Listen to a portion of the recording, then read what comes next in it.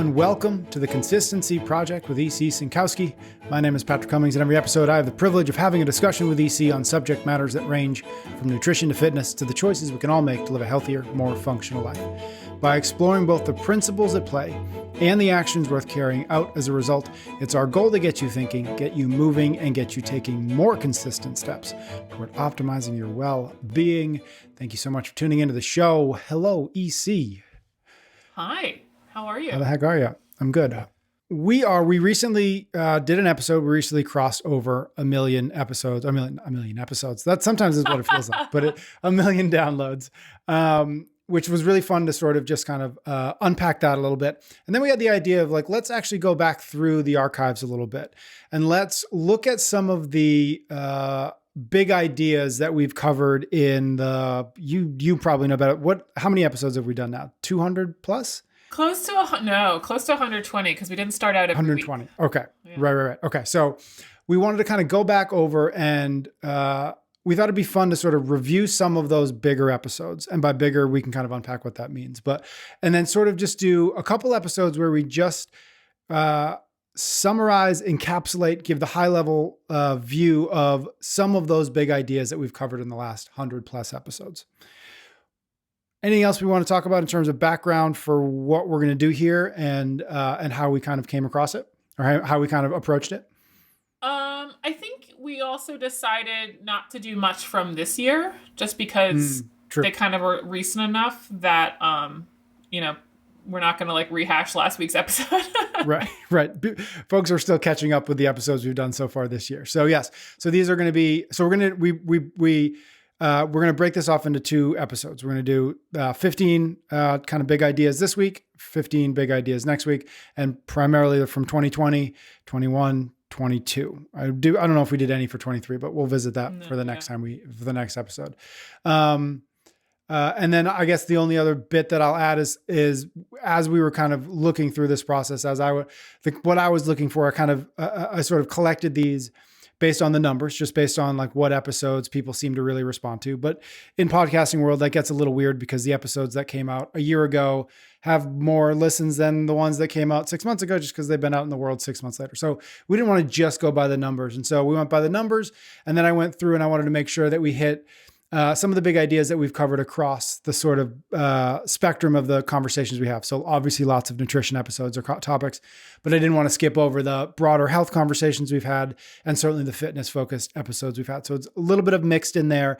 And then the last little bit that I kind of looked at is like, as I was going through all the episodes we've done, I kind of I sort of flagged the ones that I remember feeling like, oh, that makes so much sense now that we've talked about it. And things that like carnivore diet is just an example. Like I knew what that was before we talked about it, but I didn't really understand what it was before we talked about it. And so I was kind of looking for topics that felt like everybody had like a very surface level understanding of it. And then the episode itself sort of unpacked it a little bit, explained it a little bit, gave us a little bit more context to what it is and maybe why it's kind of out there in the conversation in the first place.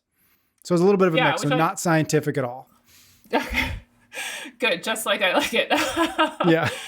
Well, I guess that brings up then the final point. We can finally start to dig in here. But obviously people should go back to the original episode for the full thing. We're kind of doing the wave top, like, hey, 15 hits, 15-minute type of thing. So definitely kind of the references, if there are some, or the full kind of concept is going to be explained more in the full episode.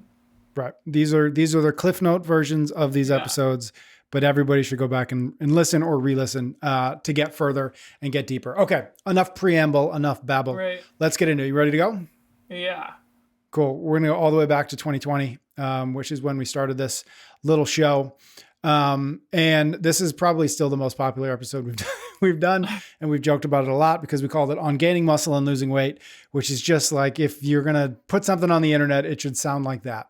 This was the third episode and it was from June 2020. Yeah.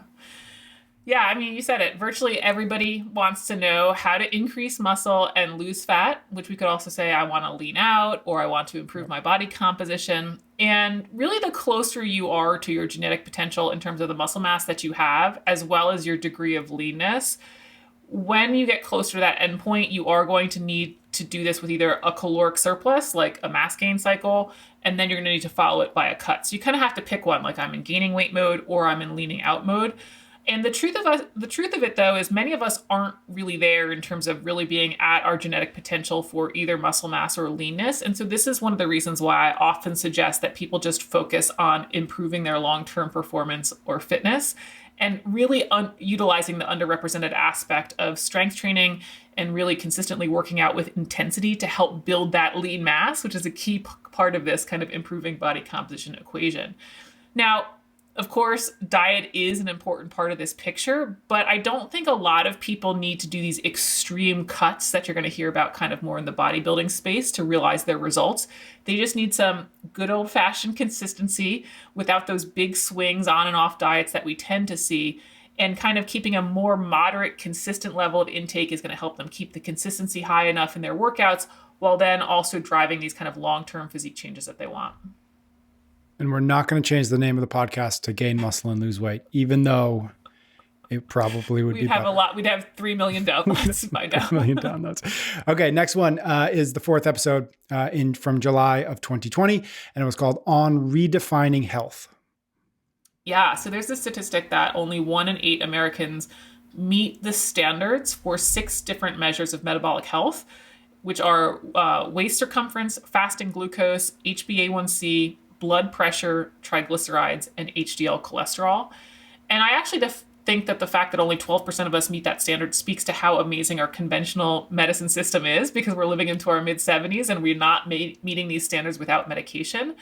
Now, what's interesting when people hear how infrequent health is, people tend to kind of blame doctors for not stepping in. But the way that our medical system works is that you first have to meet disease standards for then the doctor to step in and say, hey, you need the treatment that I can prescribe. So it's until you get to that sick level or that disease level, it's really the basic wellness practices that we talk about all the time of diet and lifestyle that are really the fix. And this information's out there. It's freely available. Guidance from the USDA, CDC says all of this stuff. It's just that it's incredibly hard to motivate people towards health before they see it negatively affecting their life, right? Mm-hmm. And so I don't really know that I have the solution for this, but I do know that we don't want doctors to be health coaches. Just that when we look at this, though, from a habit change perspective, it's clear why it's not going so well. Ideally, we'd catch somebody before they're at sick. Ideally, we catch somebody as they're moving away from health, not just sort of this last stop resort. Because when we look at habit change, and being able to be really effective there, it's much, much easier the closer you are to your goal. So ideally, we could somehow get in there as they're trending away from health and not wait all the way till they're sick. That reminds me, because I just randomly saw it on the interwebs, Greg Glassman's analogy of swim coaches versus lifeguards. Mm-hmm. Right. And, you know, we can unpack that if we want, but effectively it's, and I always get this backwards, but lifeguards are doctors and coaches are swim coaches in the analogy. Right. And so it kind of speaks to that point. Totally. And, you know, I think people don't totally appreciate what doctors can do, and especially when they think about it from a prevention point of view. It's like, guys, we don't want them being health coaches. Now, health coaches, nutrition coaches have a value. It's just, where do we fit them into the system? Maybe it's like working on, I was thinking about this and looking back at this episode, maybe it's working on getting insurance to cover their services as somebody moves away from health, and not only once they have type 2 diabetes that they can get involved or something like that, right? So we got to come up with creative ways to make the system work, not just sort of blame the system as it is, because certainly we don't want, again, doctors being health coaches. Right. Next one is, skipped it, is from the 10th episode from September of 2020. And we called it On Convincing Loved Ones to Change. And boy, is this a common question. How can I get my mom to listen to me? Yeah. Well, let me know when you figure it out. I mean, trying to convince somebody, what you're doing is wrong is just, in my opinion, a really futile attempt. You might be able to get them to try something for a day or two, but if they don't believe it, if they don't want to make it the change themselves, it just won't stick.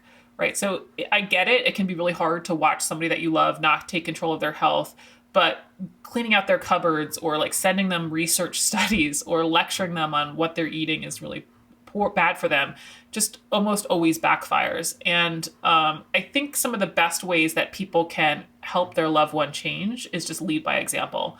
Be that steady example of somebody who manages the various demands of life, work, and family, and has the ability to still eat right and exercise, right?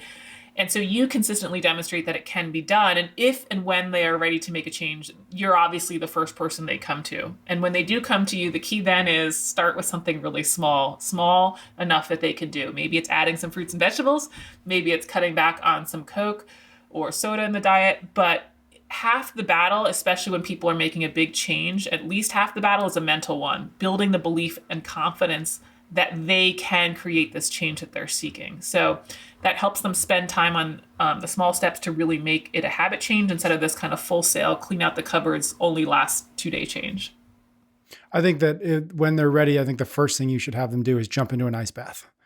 First thing, I'm ready to really take this health thing seriously. Cool. I've got an ice bath. Let's go. I think that's plenty of health effects just from that. Oh, wait, we have an episode on that. Yeah, the next one is from October 2020, and we called it On Whether the USDA Got Their Guidelines Wrong. Yeah. The biggest problem with the USDA guidelines is that no one is following them. And we would be much better off in terms of our overall health as a nation if we followed the guidelines. And this includes their initial guidelines from the 70s and even the guidelines in the 90s that included the food pyramid that everybody critiques. Gasp. I know. And while I don't agree with every word and every guideline issue, I think what often gets overlooked about understanding the guidelines is the cornerstone recommendation for them is that people are eating the right number of calories. So with more than 70% of the people in the US being overweight or obese, we're already not within their guidelines, right? Now, a second misunderstanding is that people also don't know how the USDA defines a serving. And so this is where that dreaded food pyramid comes into play with the 6 to 11 servings of grains at the bottom. You first have to know how they define a serving before you make a conclusion about whether or not that's too much. And a lot of times that people will be surprised that the servings are smaller than perhaps what they interpret as a serving. So, that's really the big problem is that people aren't following them. It's not that they were giving out such poor advice. And even though I don't love everything about them, their most recent ones are really quite good. And I actually encourage people to go read them and see how sound they are. And just from my experience working with people and handling questions about nutrition, I can tell you how underutilized they are. I get far more questions about my opinion about like the Liver King or the carnivore diet than I do about understanding the nuances or recommendations in the USDA guidelines. So I really don't think they're the root of our chronic disease epidemic because I just don't think people are paying attention to them. Well, I thought the government was out to get us. So thank you for correcting me. Okay, next one is from November of 2020. It was our 17th episode, and it was called On Performance versus Longevity. Yeah, I think it's readily accepted that training at a very high professional level is detrimental towards your health. Yet what's really interesting is when we look at these granted association studies, we find that former professional athletes actually have a decreased health risk or increased longevity compared to the normal population. And I do agree that training at a very high level can come with some increased health risks. And I think the most obvious one to point to is going to be some orthopedic issues that we run into just over time from wear and tear and overuse.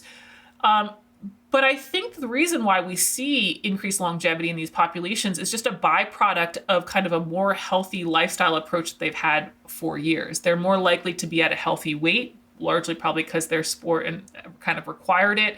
And so they've built habits while being an athlete that they've now just maintained.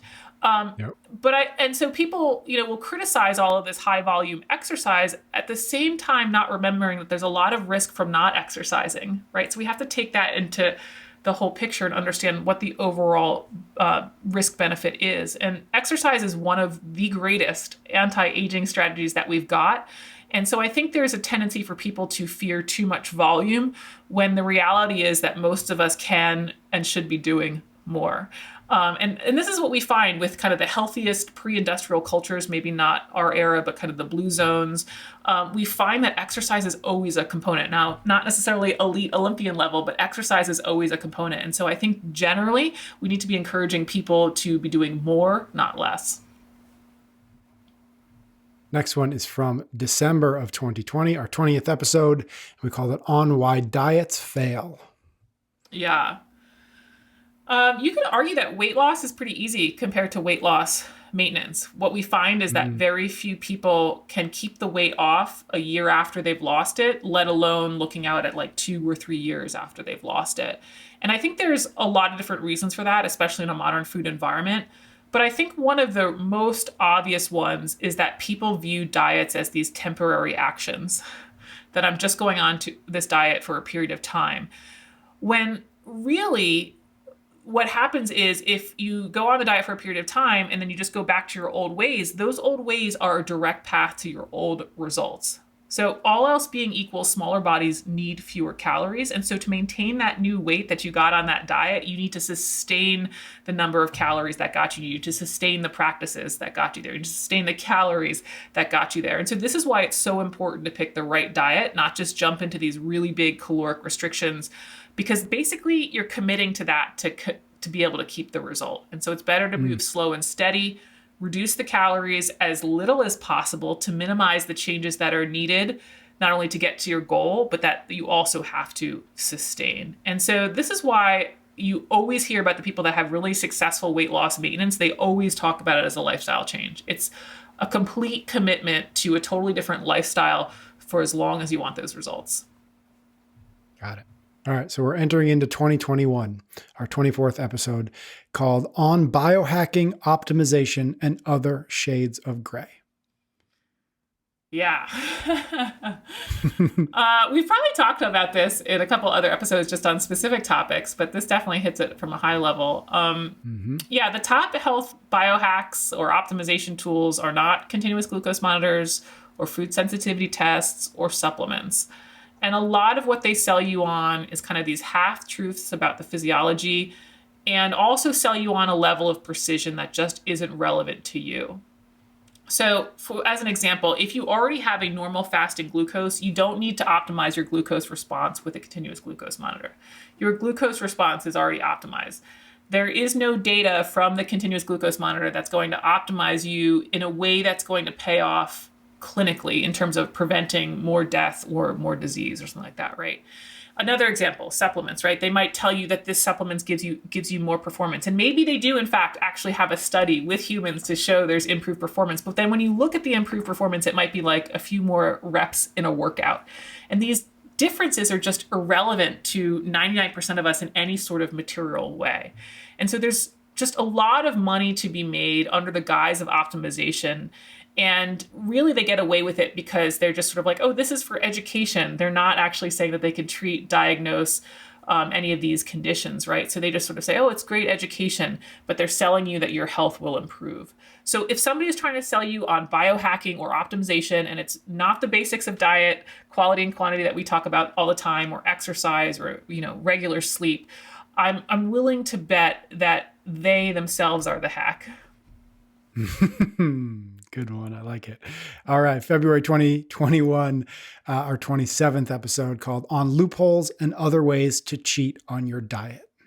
Yeah. So many times when a diet fails, it's because a person has found a loophole. And the way that we can think about a loophole is just basically a gap in the rules that you exploit in your favor. And I think another great way to think about it is it's like this check the box mentality. I'm following the rules of the diet, but I'm not following the intent. And I therefore will be able to, yeah, there we go. I can blame the diet for my lack of results. And so that's the classic one. We can also use the 800 gram challenge as an example. The rules are to eat these 800 grams of fruits and veggies and then continue to eat whatever else you want. So sometimes people will like, yeah, I got my fruits and veggies in, but then interpret whatever else you want as much as I want of everything. So yeah, you're following the rules, but the intent is to bring this better balance of quality and quantity by filling up on the good stuff. And so to me, a telltale sign that you found a loophole is when you really don't experience any change on a diet And while there are some crazy diets out there that don't work, many times people are just following the rules without actually creating any change in their habits, and therefore not really creating any change in their intake. So it's one of those cases where it feels like I'm doing what I'm supposed to do. It feels like but like, just don't ask me to do too much, right? It's it's admitting that they want something to be different, but not actually doing anything different. So I was, recently in New England and got to visit with the Bergerons, and that was definitely my heyday of paleo days. And Heather and I were joking around about, like, we used to every night do full fat whipping cream with like protein powder in it as like our, this is our fatty whatever way to eat. And the joke is like, why aren't I leaning out? Why aren't I leaning out? I'm just having whipped cream every night. Oh, that sounds good. Or whatever it was at the time, low carb, Yeah, right. Okay. March 2021, our 31st episode, called On Health, Weight, and Worth. Okay, so unfortunately, people try to equate their weight with their health, or they try to equate their weight with their worth. And weight is part of your overall health picture, but weight nor health determine your worth. So health comes down to a lot of different factors, such as the labs you get measured at the doctors, fasting glucose, cholesterol. But I'd also want to know your diet and lifestyle practices. I'd want to know your family history. Tell me your fitness capacity, maybe. All of this is what goes into determining your overall health. And so if you want to determine, am I healthy or not, we can't just look at your weight. Now, there's a lot of media pressure, of course, where then we also have worth tied up in weight. And of course, body shaming and weight discrimination are abhorrent practices that need to end. At the same time, there are increased risks with increasing weight, just like there's increases in health risk when you smoke, right? And that's not a judgment call. That's not coming like from some moral superior high ground or anything. It's just a statement of health risk. And people can independently decide the level of risk that's acceptable to them. So I think it's best to remember that we've got 3 different words, weight, health, worth, and they are 3 different and distinct meanings to them. Got it. All right. May 2021, 35th episode, on the carnivore diet and mainstream diet books. I think this may have been one of my favorite ones. I know. I was going to say, I think this is your favorite. Yeah, the carnivore code. This is a brief kind of snippet. We talked about this familiar structure that we see in mainstream nutrition books that really try to sell you on their diet, and specifically for the carnivore diet, try to sell you on this overly restrictive, in my opinion, harmful diet. And one of the ways that this follows kind of a typical structure is they have this over-reliance on an anecdote. And so the author, Paul Saladino, has this personal transformation story who overcomes their health issues by following the diet. And these kind of hero's journey, I don't know what else to call them, these stories kind of about triumph, they really do sell. And it's because the reader typically is somebody who wants to have some similar improvements. But the problem is these anecdotes are just really weak evidence because we don't have a way to objectively measure what is driving the change. And this is why we use clinical trials, so that we can know what is actually driving the outcome that we saw. Now, what also happens, in my opinion, as the result of this personal transformation is then the author is so biased in what they experience that when they go to the research, they cherry pick and interpret things incorrectly to back up what they found in experience, right? And so this is how, we hear that from the carnivore guy that like plants are toxic. It's like, that's not what the study says. Now, the other major red flag of books like the Carnivore Code is that they try to sell you on kind of a conspiracy theory, the system, conventional medicine doctors are really out to get you and they're trying to keep you sick. And instead, this author has the secret to save you.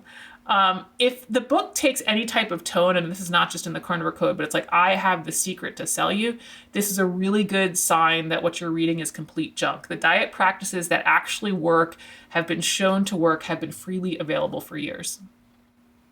Love that. Okay.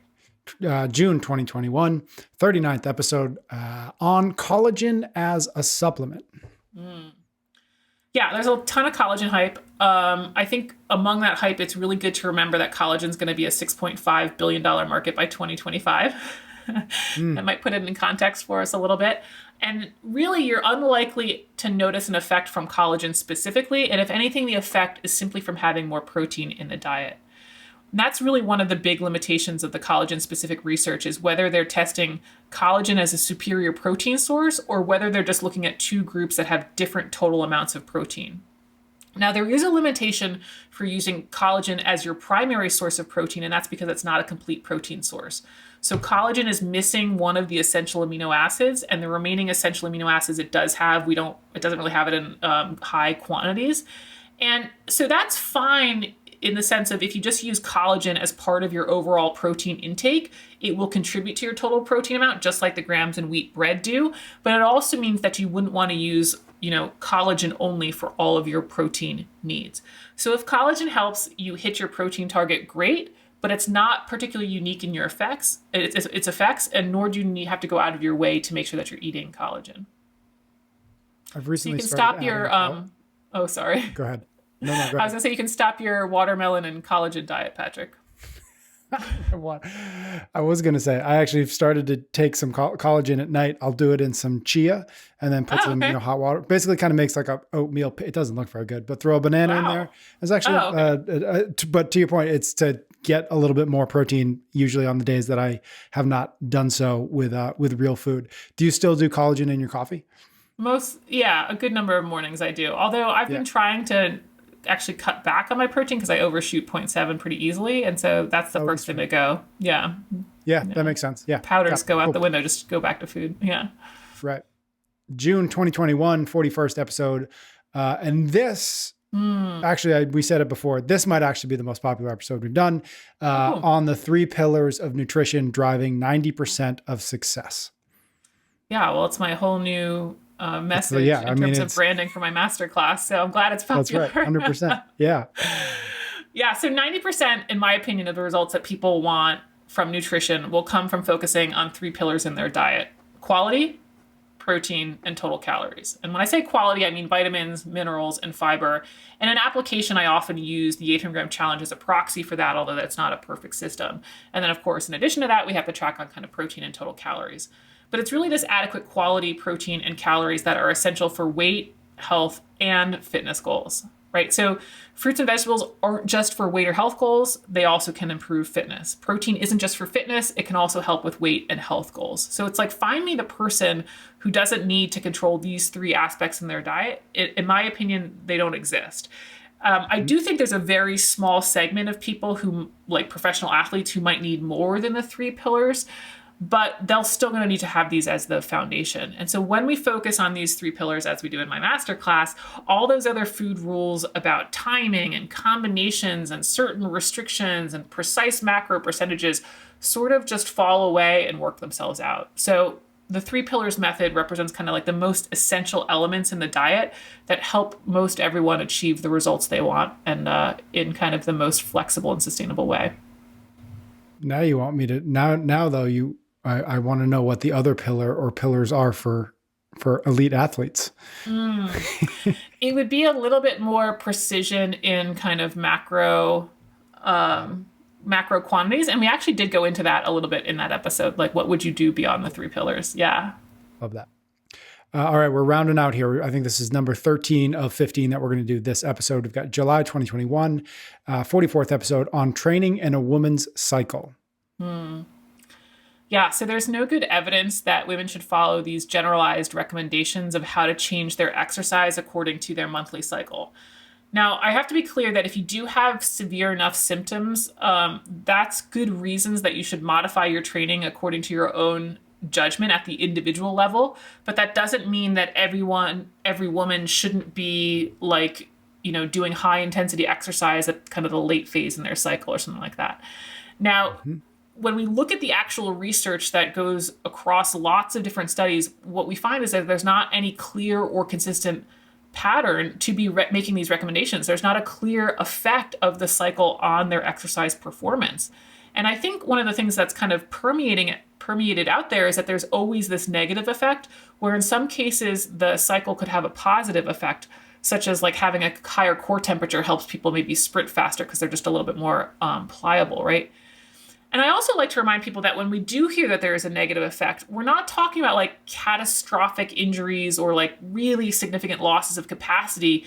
It could be talking about that somebody's operating at 90% of their maximum, right? So even if we incorrectly assume there is a consistent negative effect during certain phases, it's still irrelevant for like a nation that needs to be encouraged to exercise more, in my opinion, right? So, if I have to exercise at the 90% of my capacity for the rest of my life, I'm going to be a really fit individual. And I think that's the message that we need to hear, not trying to this over precision that we just don't have the data makes a difference at all. 45th episode from July 2021 on training intensity versus volume.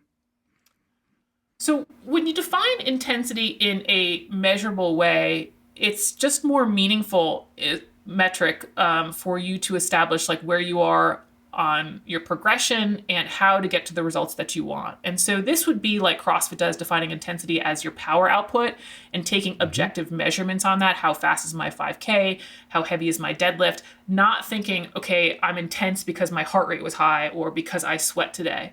And so to then look at your progression, you want to see that your intensity increases or your power increases. That would be decreasing times on your 5K or increasing loads on your deadlift. But when we define intensity this way, it means that there is intensity in every workout, regardless of the duration or volume. And I think what happens is most people think that intensity is just this super short 10-minute high heart rate thing, when in reality, there's measurable intensity regardless of how long the effort is. And so yes, the intensity in your 5K is going to be lower than your max 400-meter sprint time. But when you increase that duration to run that 5K, 10K, that doesn't remove the need for you to work hard. To drive progress in your 5K or 10K, you still need to work hard relative to your current best 5K time. And so a classic kind of misstep is avoiding more intensity and just trying to add more volume, when it's the intensity, regardless of the volume, that drives the results that you want. All right. Last one we've got for this round is from August of 2021, and we called it on artificial sweeteners and food additives. Yeah. So a lot of the fear around additives takes this stance that basically any dose of a chemical is a problem. Yet I like to try to pair that with this notion that if you've accepted that people can drink alcohol, which has toxic effects at certain points, then you've accepted the fact that dose matters in determining risk. And the FDA regulates the dose for additives such that the manufacturers must demonstrate there's no harm to be expected from those substances if a person consumes that dose every day for their entire life. So it's a pretty strict standard. And that level is set using animal studies where the dose just before any negative effect in the animal is realized is then reduced by a factor of 100. So humans would get 1% of the same dose. And then what they do to make sure that that's still safe is they look at typical food consumption to make sure that even people who are high consumers of that additive, let's say, high Diet Coke drinkers, that even at their high consumption, they still fall below that kind of 1% level, right? And so if we were to look at the acceptable levels of Diet Coke, we're looking at like 18 cans of Diet Coke for a 150-pound person, which is just unrealistic when you think about how much volume we drink in a day, right? So it's a very, very cautious standard. And I think what further confirms that their additives like sweeteners are not a problem is that we also can look at kind of association studies, and we do not see an increased risk of cancer or weight gain or obesity or diabetes or cardiovascular disease. And so if they were that harmful, we would expect to see some association there. And so the standards are set quite in a way that is quite protective of human health. Amazing. Okay, that was super fun and a good little trip down memory lane. My homework assignment to everybody out there is pick one of those that we just covered and go back and listen to the original episode to get all the EC deep dive. We are going to do this again next week. We're going to come back with 15 more episodes from the latter half of 2021 and into 2022. So be sure that you are subscribed or following wherever you are listening to this or watching it if you're on YouTube, so you don't miss that. EC and I will be back, as I mentioned, next week with another episode of The Consistency Project.